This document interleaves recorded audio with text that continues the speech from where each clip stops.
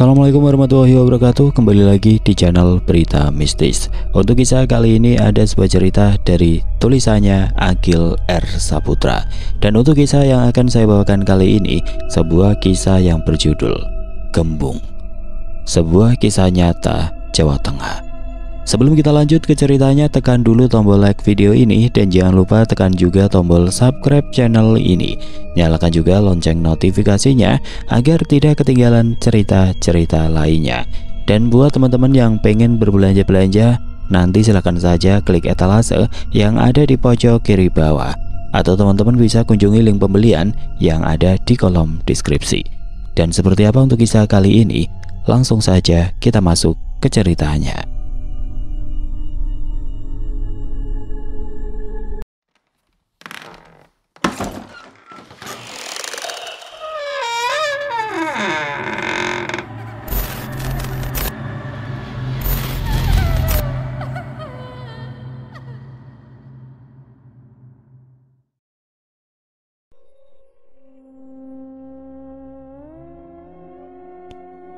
Sebuah karya jurnalistik amatir yang coba saya tuangkan dalam bentuk cerita tentang fenomena hantu tanpa kepala, atau masyarakat Jawa biasa menyebutnya dengan gembung, yang pernah meneror sebuah desa di daerah pinggiran kota Magelang, Jawa Tengah pada kisaran tahun 1967-1968an. Cerita ini saya riset dalam waktu kurang lebih 2 bulan di akhir tahun 2019. Dan sempat saya publikasikan di platform media sosial pada awal tahun 2020 dalam bentuk utas secara garis besarnya saja. Sebagai disclaimer, semua latar belakang, nama tokoh, dan tempat dari cerita ini sengaja saya samarkan untuk menjaga identitas dan privasi dari semua pihak yang terlibat di dalamnya. Bagi para pendengar yang mengetahui tempat atau latar belakang pihak yang terlibat dalam cerita ini, dimohon dengan sangat untuk tidak mencari tahu lebih jauh. Ambil saja pelajaran yang baik dan anggap cerita ini sebagai hiburan di waktu luang. Oke, tanpa berlama-lama sekarang mari kita masuk ke ceritanya. Magelang, Jawa Tengah 1968. Suatu pagi di sebuah desa yang tentram dan sejuk.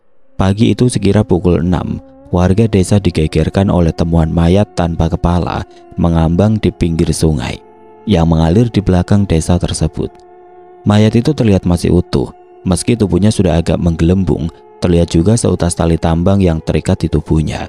Ketika salah satu warga mencoba meraihnya dengan bambu, mayat itu terbalik dan tampak tali tambang menjuntai berukuran 4-5 jengkal orang dewasa di bagian belakang pinggulnya. Kemungkinan mayat itu terlepas dari pemberatnya sehingga mencuat ke permukaan. Hingga tidak selang beberapa lama, petugas pun datang untuk mengevakuasi mayat tersebut.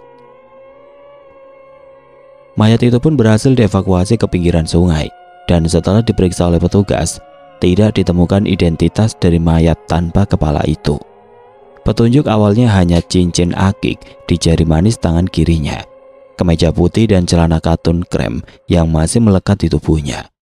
Meskipun demikian, pihak berwajib tidak membutuhkan waktu lama untuk mengidentifikasi siapa mayat tersebut, karena para warga langsung yakin mengenalinya beberapa saat setelah mayat itu dibawa ke bibir sungai. "Sutarji ki, jelas iki Sutarji," kata para warga yang melihat postur tubuhnya dan gaya pakaiannya saja meski tanpa kepala. Mendengar itu, sebut saja Ningsi 14 tahun, salah satu warga yang tengah berada di TKP, langsung berlari ke rumah Wati, salah satu teman sekaligus sahabatnya, yang mana si Wati ini adalah adik kandung dari Sutarji. Dugaan sementara identitas dari mayat tersebut. Dengan panik dan gugup, Ningsi menggedor-gedor pintu rumah Wati, yang kebetulan langsung dibukakan oleh Wati sendiri. "Mas Sutarji ada di rumah ndak?" ucap Ningsi dengan gemetar. "Ndak ada, Mas Sutar belum pulang dari kemarin," jawab Wati. "Ada mayat ditemukan di kali, ayo kamu harus lihat," ucap Ningsi sambil menyeret tangan Wati. "Ada apa sih kamu?" kata Wati dengan agak kesal. "Wes toh, sekarang kamu ikut saja," kata Ningsi sambil berjalan tergesa-gesa menuju tempat mayat itu ditemukan. Sesampainya di TKP, Ningsi dan Wati pun turun ke sungai. Tampak para warga menatap dua orang remaja itu dengan tatapan gelisah, terutama tatapan mereka kepada si Wati. hingga ketika si Wati mengintip mendekati mayat itu, sebut saja Mbok Surinem, salah satu warga setempat, tidak kuasa menahan tangis, memeluk Wati dari belakang. "Sing sabar ya Nduk," ucap Mbok Surinem sambil terisak. Wati yang sempat kebingungan pun kini mulai mempunyai perasaan yang tidak baik ketika melihat cincin batu akik di tangan mayat tersebut. Wati memajukan kepalanya, mengernyitkan dahinya, menatap mayat itu lebih detail. Hatinya mulai berkecamuk, tapi ia harap ini hanyalah mimpi. "Mas Sutarji," batinnya dalam hati. Untuk meyakinkannya, mata Wati langsung melihat ke tangan kanan dari mayat itu, dan seketika Wati pun histeris melihat bercak hitam di bawah lekukan siku dari mayat tersebut. Yang mana bercak hitam itu adalah tanda lahir dari kakaknya, yaitu Sutarji. Dalam istilah Jawa biasa disebut dengan toh atau tembong. Hingga tidak selang beberapa lama, ibunya pun datang. Tampaknya ada salah satu warga yang memberitahunya juga. Melihat Wati anaknya menangis histeris, sang ibu langsung berlari menerobos kerumunan itu. Dan tanpa butuh waktu lama, hanya dengan melihat bentuk kuku dari mayat itu, sang ibu langsung mengenali jasad itu adalah Sutarji. Tanpa sempat menyentuh mayat anaknya itu, sang ibu langsung limbung, roboh ke tanah karena pingsan. Dan digotong oleh warga untuk menjauh dari tempat itu. Begitu juga dengan Wati yang kini tampak shock dan dipapa oleh Ningsi sahabatnya meninggalkan tempat itu. Jasad Sutarji langsung dibawa oleh petugas untuk diperiksa lebih lanjut. Dan terkuak sudah identitas dari jasad tersebut. Mayat tanpa kepala itu adalah Sutarji, warga desa setempat. Sutarji adalah pemuda berumur 28 tahun waktu itu, berprofesi sebagai pelantik sapi atau pedagang sapi yang cukup sukses. Terlahir dari keluarga yang biasa saja. Ayahnya adalah tentara, namun sudah meninggal, dan ibunya adalah ibu rumah tangga. Ia anak pertama dari 2 bersaudara, dan seperti yang sudah kita ketahui, adiknya adalah Wati, perempuan 14 tahun. Kemarin pagi adalah terakhir kalinya Sutarji terlihat hidup. Sekitar jam 10 pagi kemarin, ia berpamitan kepada ibunya untuk pergi ke Secang, daerah yang berada di antara kota Magelang dan Temanggung, untuk menemui temannya. Tidak firasat apapun dari ibunya karena memang Sutarji tampak biasa saja saat berpamitan. Tidak aneh ataupun buang tabiat. Walau malamnya sang ibu sempat berujar kepada Wati, adik Sutarji, yang khawatir karena anak sulungnya tidak juga pulang. Hingga esok harinya kekhawatiran itu berbuah pahit ketika Sutarji ditemukan tewas tanpa kepala, mengambang di pinggiran sungai itu. Kurang lebih selama 3 hari sejak ditemukannya jasad Sutarji, pihak yang berwenang dibantu oleh masyarakat terus menyisir aliran sungai itu untuk mencari bagian kepala Sutarji yang hilang. Penyisiran dilakukan hampir sejauh 10 km ke hulu, bila mana kepala itu tertinggal di atas, dan ke hilir bila mana kepala itu hanyut ke bawah setelah titik jasad ditemukan. Namun hasilnya nihil. Kepala Sutarji tidak ditemukan. Sementara itu bersamaan dengan keputusan para petugas dalam pencarian kepala Sutarji, mulai tersebar kabar tidak baik yang entah dari mana sumbernya. Isu itu mengatakan kalau tewasnya Sutarji ini berhubungan dengan tragedi 65 yang secara tersirat dan tidak langsung menuduh Sutarji sebagai anggota dari PKI. Desas-desus tidak bertuan itu juga dipertebal dengan hilangnya salah satu teman dekat Sutarji, yaitu Bejo, yang sudah hilang bagai ditelan bumi bahkan jauh sebelum jasad Sutarji ditemukan. Mengingat Bejo teman Sutarji itu diduga kuat adalah anggota dari SOBSI, Sentral Organisasi Buruh Seluruh Indonesia, yang mana SOBSI ini adalah organisasi underground dari PKI yang keberadaannya menjadi terlarang setelah masa Orde Baru. Dan mungkin atas dasar persahabatannya dengan Bejo itulah nama Sutarji mulai diseret dan dituduh sebagai anggota dari organisasi yang sudah dilarang pada tahun 1966 itu. Kabar miring ini pun tidak butuh waktu lama untuk sampai ke telinga keluarga Sutarji, yang tentu langsung dibantah oleh sang ibu dengan kekesalan. Bisa-bisanya kabar ini menyebar begitu saja saat keluarga Sutarji masih dalam masa berkabung. Bahkan isu ini menyebar saat jasad Sutarji masih dalam pemeriksaan pihak berwajib dan belum dikebumikan. 3-4 hari berlalu mungkin. Atas dasar ini, keluarganya pun ingin jasad Sutarji segera dikebumikan. Dan atas permintaan pribadi keluarga Sutarji kepada pihak yang berwajib, proses pemeriksaan dan pencarian pun dihentikan. Jasad Sutarji akhirnya dimakamkan meski tanpa kepala. Sejak ditemukannya jasad Sutarji, memang mendadak suasana desa berubah menjadi mencekam. Semua orang ketakutan mengingat di zaman itu, orang-orang masih sangat melekat dengan hal-hal mistis. Desas-desus mulai terdengar, bila Sutarji pasti akan menjadi hantu gembung. Meski semua orang di desa itu dilanda ketakutan, tapi nyatanya tidak ada satu orang pun yang mengaku dihantui. Namun itu ternyata berlaku sebelum jasad Sutarji dimakamkan. Karena setelah Sutarji dikebumikan, satu persatu kesaksian mulai muncul dari para warga desa yang bahkan kenal dekat dengan sosok Sutarji itu. Kita semua tahu Sutarji dikebumikan tanpa kepala. Entah bagaimana perasaan ibu dan adiknya dengan kenyataan itu, namun inilah yang terjadi. Ada satu kesaksian dari Pak Kaum, salah satu pemuka agama di desa itu yang ikut menggotong jasad Sutarji sampai ke liang lahat. Beliau mengaku shock dan mengalami sakit berhari-hari ketika mengingat saat ia membuka bungkusan kain kafan bagian atas dari jasad Sutarji. Dengan cukup jelas, Pak Kaum melihat garis potongan yang tidak rapi di leher Sutarji, meski kondisi jasad sudah membiru. Sebuah perasaan yang tidak bisa beliau gambarkan ketika untuk pertama kalinya ia mengajani, mengikomah, dan menguburkan jasad yang tidak berkepala. Sebuah pukulan keras juga untuk Pak Kaum ketika ia sadar bahwa jasad yang dikuburkannya adalah jasad Sutarji, salah satu anak cerdas yang pernah beliau ajari mengaji sewaktu kecil. Mungkin tidak hanya Pak Kaum dan keluarga Sutarji saja yang merasa kehilangan. Semua orang juga merasa tidak percaya pemuda supel, ramah, gagah dan cerdas itu sudah pergi dengan cara yang seperti ini. Hari berganti hari, sudah sekitar 7-8 hari sejak Sutarji dimakamkan. Suasana desa yang sudah mulai teralihkan dan tenang tampaknya tidak sepenuhnya begitu. Karena di balik itu, ternyata ada satu kejadian tersembunyi yang dialami oleh sebut saja Bu Sutina, seorang wanita parubaya yang rumahnya satu deretan dengan rumah Sutarji. Mungkin selisih 3-4 rumah saja, dan berikut kejadiannya. Pagi itu habis subuh, langit masih gelap dan agak sedikit berkabut. Bu Sutina tampak berada di halaman depan rumahnya, melakukan aktivitasnya yakni menyapu.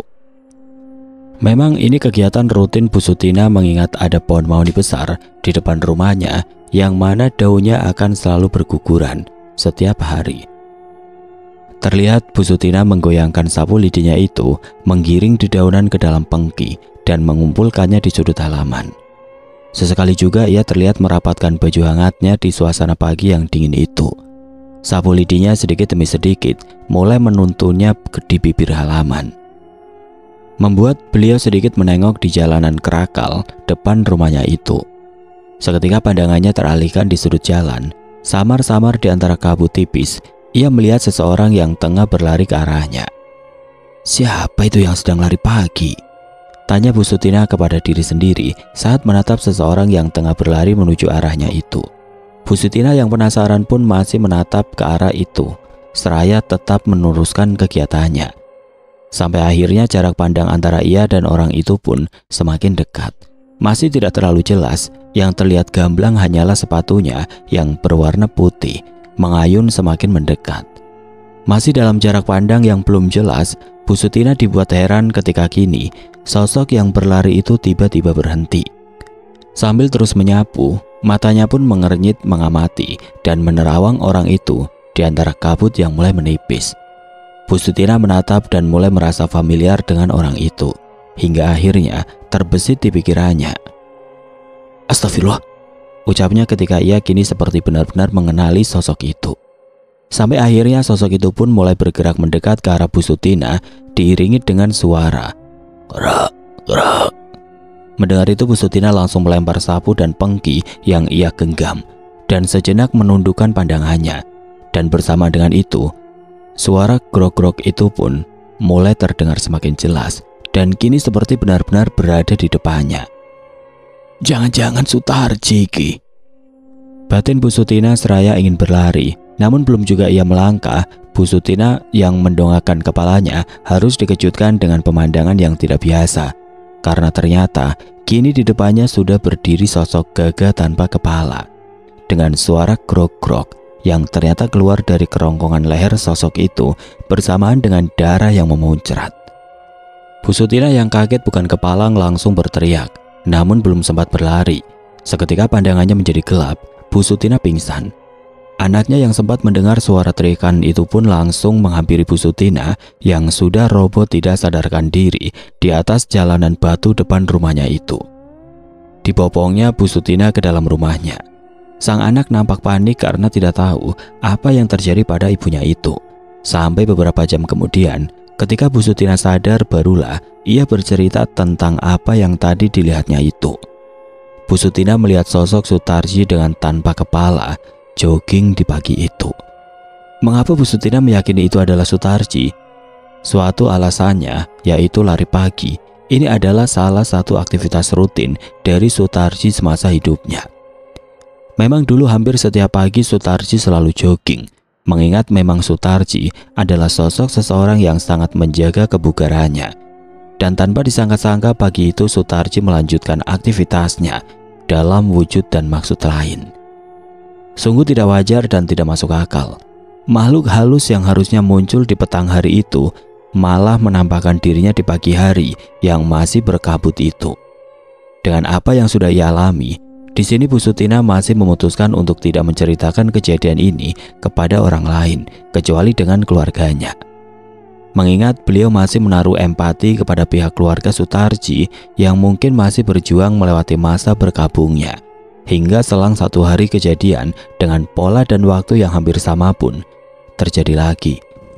Namun kali ini bukan tetangga atau warga desa setempat yang mengalaminya, melainkan orang lain yang bahkan tidak paham bagaimana rupa Sutarji.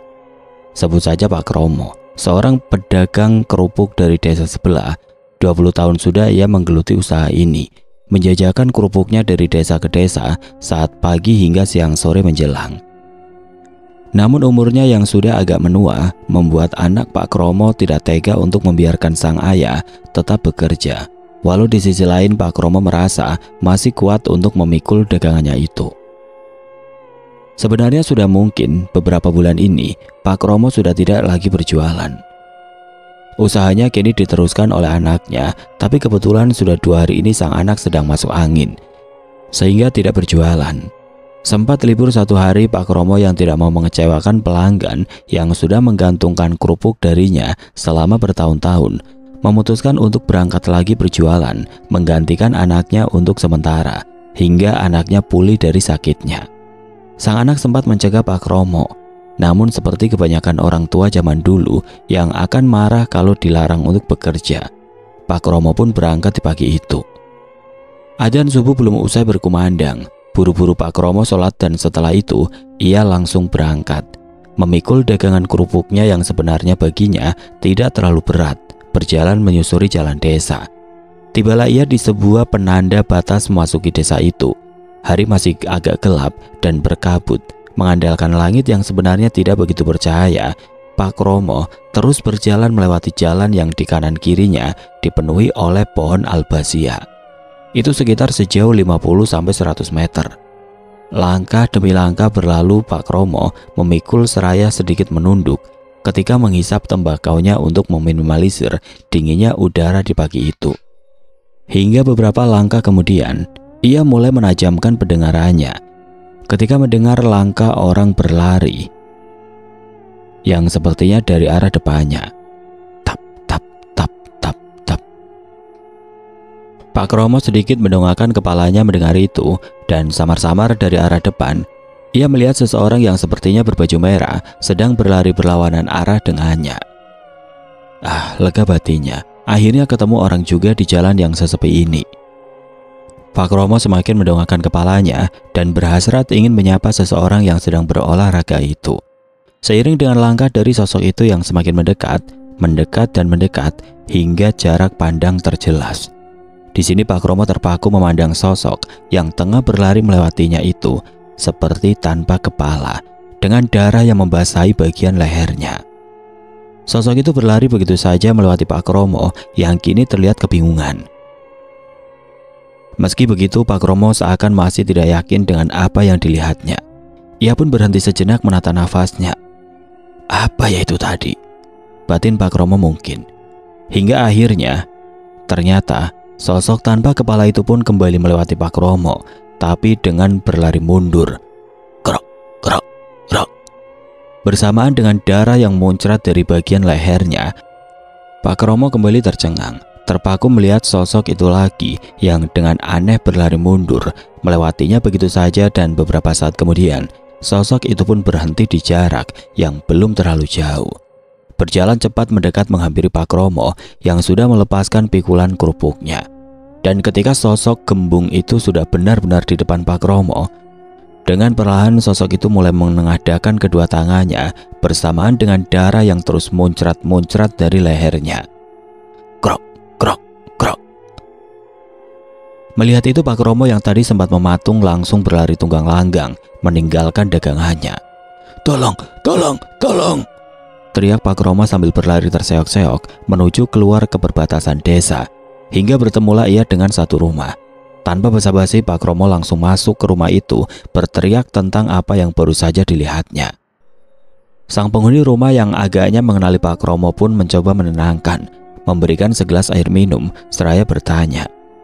Kenapa Pak Kromo? Tenang dulu, ada apa? Ucap penghuni rumah setelah memberikan Pak Kromo minum. Ono kembung, ada setan kembung, ucap Pak Kromo dengan ketakutan.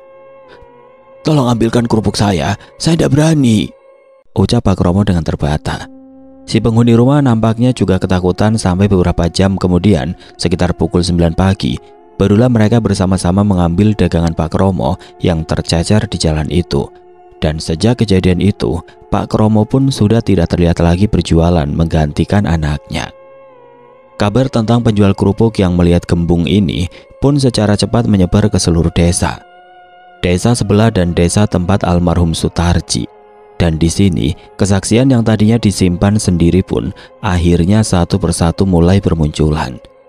Berubah menjadi momok yang menakuti warga sekitar daerah tersebut. Banyak orang yang mengaku melihat hantu gembung yang diduga adalah arwah Sutarji yang tengah mencari bagian kepalanya yang hilang.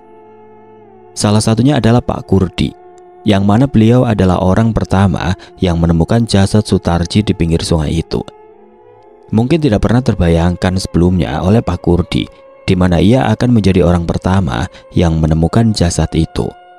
Tidak bisa dipungkiri, ia tentu sempat mengalami trauma setelah melihat jasad Sutarji yang sangat mengenaskan itu. Hingga hari pun berlalu, sekitar mungkin hampir 30 hari sejak kematian Sutarji. Suasana desa masih sepi dan mencekam. Setelah maghrib, tidak akan ada seorang pun yang berani keluar, kecuali dengan beberapa kepala keluarga yang masih selalu terlihat melekan di rumah Sutarji. Itu pun tidak banyak dan semakin terkikis, semakin sedikit seiring hari yang berganti. Dan Pak Kurdi inilah salah satu dari beberapa orang yang masih bertahan dari awal hari melekan di rumah Sutarji. Ia memilih untuk bersimpati daripada memelihara rasa traumanya yang mungkin tidak seberapa dibandingkan trauma yang dialami oleh keluarga Sutarji. Malam itu terlihat 7-8 warga yang masih melekan di rumah Sutarji, termasuk Pak Kurdi, salah satunya yang tampak tengah asik mengobrol dengan para bapak-bapak sebayanya, dengan topik-topik ringan yang tidak begitu penting. Wati, adik Sutarji, terlihat keluar dan berjalan menuju tenda depan rumahnya, seraya membawakan seketel kopi untuk para warga. Ini bawa bapak kopinya, ucap Wati seraya masuk kembali ke dalam rumahnya setelah mengantarkan kopi tersebut. Iya nduk, suwun ya, jawab para warga yang tengah berkumpul itu.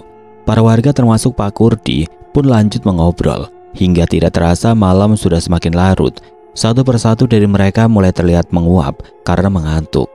Mereka tampak ingin bertahan barang 1-2 jam lagi dengan menyesap kopi.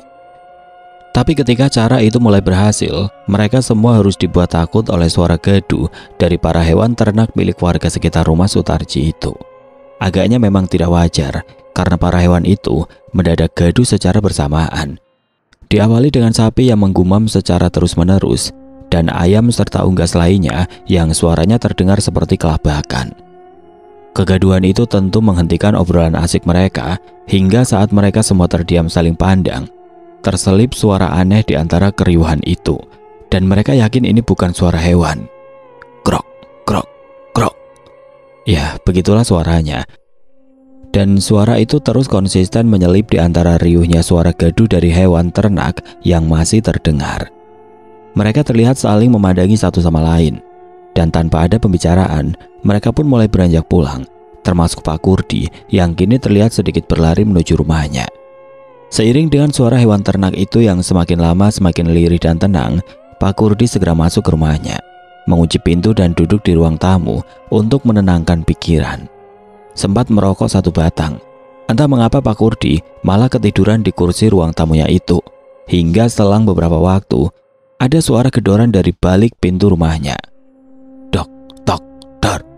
Seperti orang yang sedang kepanikan, Pak Kurdi tentu saja langsung terbangun mendengar suara itu. Sempat mengamati sejenak. Ia tidak langsung membukanya, tapi berkata, "Siapa ya?" Ucap Pak Kurdi yang mungkin sedikit kesal. Tapi karena tidak ada jawaban dan gedoran pintunya itu tidak juga berhenti, Pak Kurdi langsung beranjak dan bergegas membuka pintunya itu tanpa ada firasat apapun. "Siapa sih?" ucapnya seraya membuka pintu. Namun apa yang dilihatnya di depan pintu sungguh tidak terbayangkan. Karena di ambang pintu rumahnya itu, Pak Kurdi melihat sosok tubuh tanpa kepala dengan posisi tangan yang menengadah. Dan darah yang memuncrat menimbulkan suara krok, krok, krok. Tidak banyak kesempatan bagi Pak Kurdi untuk berbuat apa-apa, karena beliau langsung pingsan seketika setelah melihat sosok gembung itu. Hingga esoknya tersiar kabar, ternyata hal yang sama juga dialami oleh 7-8 warga yang malam itu ikut melekan di rumah Sutarji. Dengan pola dan waktu yang bersamaan, malam itu mereka sama-sama melihat hantu gembung yang diduga adalah arwah Sutarji itu berada di depan pintu rumahnya. Teror gembung Sutarji masih berlanjut, karena selang 1 hari ada lagi satu kejadian yang kali ini menimpa Sunyoto, yaitu salah satu teman dekat Sutarji. Sedikit latar belakang dari Sunyoto. Bisa dikatakan ia adalah satu-satunya teman yang sedang berada dalam satu level dengan Sutarji, yaitu muda, gagah, berkecukupan, dan belum menikah. Berbeda dengan Sutarji yang merintis usahanya sendiri. Sunyoto sukses berkat andil dari bapaknya yang mempunyai usaha bengkel mobil. Tahun itu 1967-68, orang yang memiliki mobil masih sangat jarang. Bahkan mungkin bisa dihitung dengan jari. Alhasil pasar customer bengkel ayah Sunyoto pun pastinya diisi oleh orang-orang kaya dan kendaraan pemerintahan. Apalagi waktu itu bisa dibilang tidak ada kompetitor di daerah itu. Bisnis ayah Sunyoto pun terus berkembang maju hingga Sunyoto pun ikut andil membantu ayahnya di bengkel itu. Wajah Sutarji selalu terngiang-ngiang di pikiran Sunyoto sejak dia meninggal. Bukan karena Sutarji teman dekatnya, tapi karena pagi itu, sehari sebelum Sutarji ditemukan meninggal, Sutarji sempat mampir di bengkel Sunyoto, bertemu dengannya dan mengobrol sejenak. Di mana di situ Sutarji juga berkata kepada Sunyoto akan pergi ke daerah Secang. Tidak ada raut wajah yang aneh di wajah Sutarji bagi Sunyoto. Yang jelas tidak disangka, itu adalah pertemuan terakhirnya dengan sahabatnya itu. Singkat waktu tibalah kejadian itu. Sudah hampir 2 minggu ini Sunyoto memang sering menghabiskan waktu malamnya menginap di bengkelnya yang berada sekitar 3 km dari desa tempat ia tinggal. Selain karena pekerjaan, jujur saja ia merasa takut dengan teror di desanya hampir sebulan ini. Teror tentang hantu gembung yang diduga adalah arwah dari sahabatnya itu. Walau ia tidak pernah melihatnya langsung, namun mendengar ceritanya saja ia sudah sangat ngeri. Malam itu sekira pukul 10-11 malam, Sunyoto masih berada di bawah kolong sebuah truk, tengah mengutak-atik kendaraan milik pemerintahan yang harus selesai besok hari. Tidak selang beberapa lama, ayahnya yang juga tengah berada di situ pun berkata pada Sunyoto, "Dul, bapak tak pulang sebentar ya, ambil air panas, ini mau buat kopi kok, air di termos sudah tidak begitu panas," kata si ayah. "Ji pak, jangan lupa bawain rokok ya," jawab Sunyoto singkat. Si ayah pun pergi dengan sepeda motor pancal HMW Admiral kesayangannya. Sementara Sunyoto masih asik dengan kegiatannya mengutak-ngatik di bawah kolong mobil truk. Dan selang sekira 30 menit kemudian, Sunyoto dikagetkan oleh sepasang kaki yang ia lihat dari kolong mobil itu. Posisinya tampak membelakangi dengan satu tungkainya yang diangkat. Kalau digambarkan mungkin sosok itu sedang berdiri sambil bersandar di bahu mobil truk yang tengah Sunyoto perbaiki. "Ya Allah, kok cepet banget sih Pak, motornya sampai ndak kedengeran," ucap Sunyoto yang kaget dan mengira itu adalah bapaknya. Tapi sosok yang dikira adalah ayahnya itu tidak merespon kata-kata dari Sunyoto. Ia pun tidak memperdulikannya dan kembali fokus dengan aktivitasnya. Namun tidak selang beberapa lama, mobil yang tengah Sunyoto perbaiki itu seperti digoyangkan cukup kuat hingga membuat Sunyoto sedikit kesal dan ingin berkata kepada sosok yang dikira ayahnya itu. Tapi ketika matanya tertuju kepada sepasang kaki itu dan kata dari mulutnya belum sempat terucap, ia langsung dibuat diam, tidak bergerak. Karena sepasang kaki yang dilihatnya itu kini dalam keadaan mengambang tidak menyentuh tanah. Di balik kolong, Sunyoto langsung memejamkan matanya sambil berdoa sebisanya. Sementara dengan truk yang masih terus bergoyang-goyang semakin kencang, mulai terdengar suara itu. Ya, suara khas dari gembung ini. Krok, krok, krok. Sunyoto menyadari ini adalah si gembung Sutarji. Sambil menangis ketakutan ia berkata, "Ji, wis." Seketika truknya berhenti bergoyang. Sunyoto yang mulai membuka matanya pun tidak melihat sepasang kaki hantu gembung itu lagi. Namun belum selesai dengan itu, tiba-tiba ia ditarik keluar oleh sesuatu. Tarikan itu menarik troli pijakan tubuhnya di kolong mobil itu dari atas kepalanya. Hingga Sunyoto kini benar-benar keluar dari bawah kolong truk itu. Dan bersamaan dengan itu, tepat di atas penglihatannya sudah berdiri sosok gembung dengan gaya khasnya menengadahkan kedua tangannya. Krok, krok, krok. Seiring dengan suara itu, mata Sunyoto terbelalak tidak mampu berkedip, lidahnya keluh tidak mampu berkata-kata, hingga akhirnya sosok gembung itu pun mundur. Menjauhi Sunyoto yang amat sangat ketakutan, mata Sunyoto masih terus mengikuti gembung Sutarji itu, yang kini semakin menjauh dengan melayang dan hilang di kegelapan. Hingga tidak selang beberapa lama terdengar suara kendaraan. Terlihat ayah Sunyoto datang sambil membawa termos di tangannya. Ia melihat heran anaknya yang sudah berada di luar kolong dan menangis bak anak kecil. Sunyoto pun langsung menceritakan apa yang baru saja ia alami, dengan muka sembab terisa ketakutan. Singkat cerita, hari berlalu, nyatanya hantu gembung ini terus menampakkan diri meneror hampir semua warga desa. Dengan tampakan khasnya, yaitu menengadahkan kedua tangannya, mungkin seakan ingin bertanya secara tersirat, "Di mana kepalaku?" atau "Doakan aku."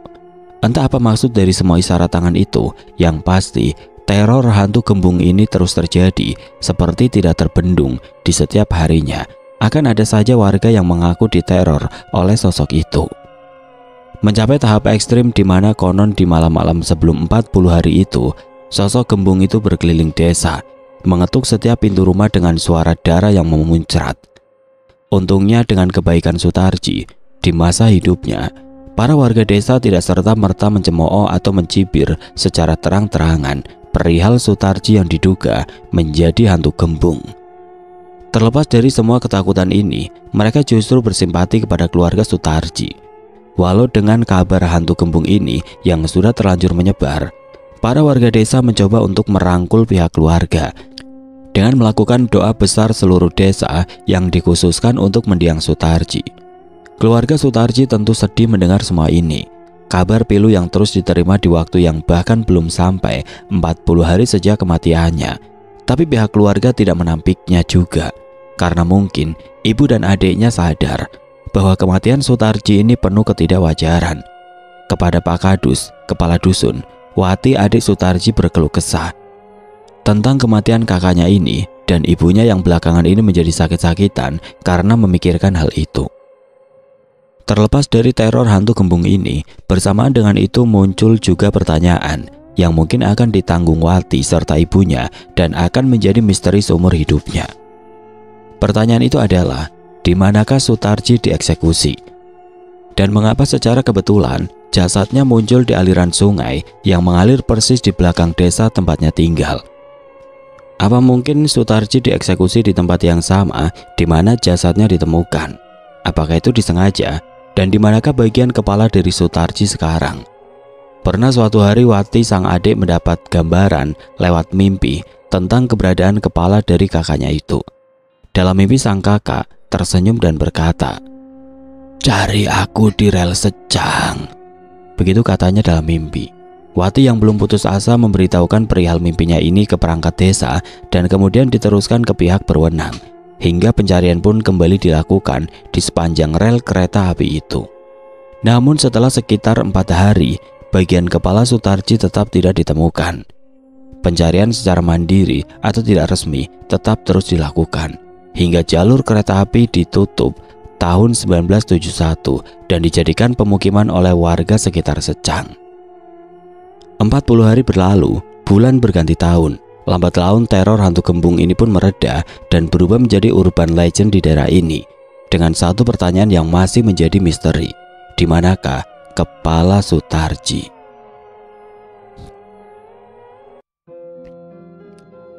Oke teman-teman, sekian untuk kisah kali ini. Bagaimana menurut kalian tentang kisah ini? Tulis komentar kalian di kolom komentar.